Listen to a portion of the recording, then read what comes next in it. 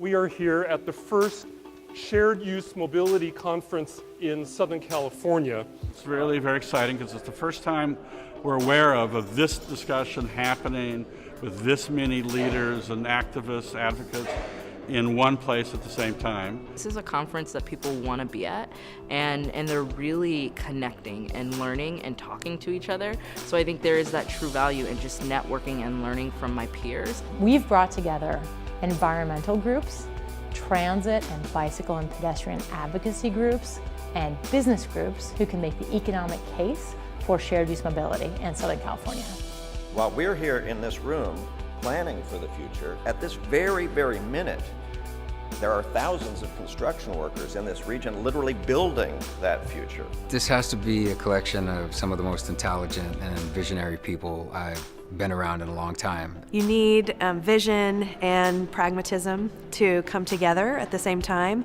And this kind of conference, it presents that opportunity to be a connector and hopefully to result in some real actionable things.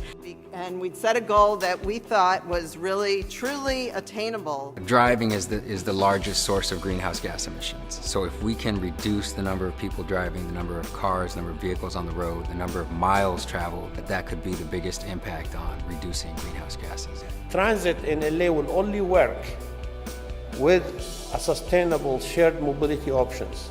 And we're excited to work collaboratively with the transit agencies and local governments in the LA area to help increase the percentage of people that choose transit as part of their daily commutes. It's much better for government to get ahead of these technologies instead of playing catch up later on and trying to regulate something that's already moving forward. Technology is going to play a key role in shared use and in relieving congestion. As far as the user is concerned, they don't care which part of the system is run by which organization.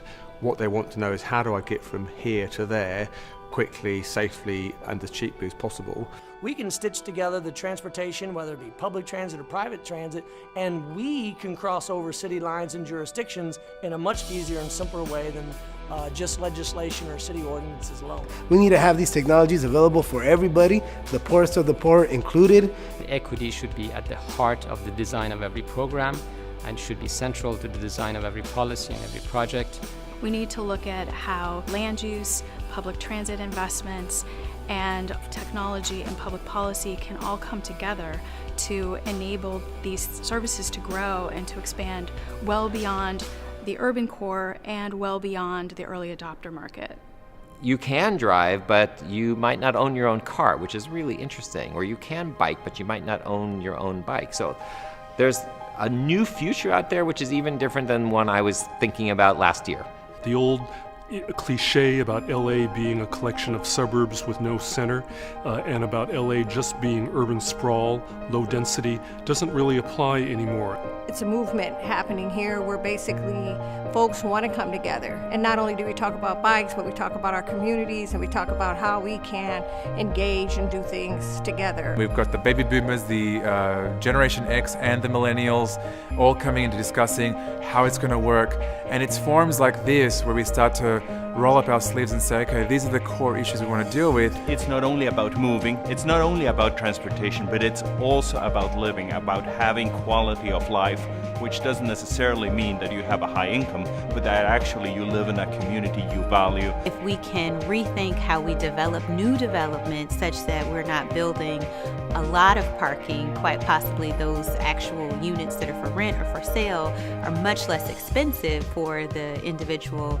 renter or homeowner. It's really an unprecedented opportunity in this region that doesn't exist anywhere else in the country.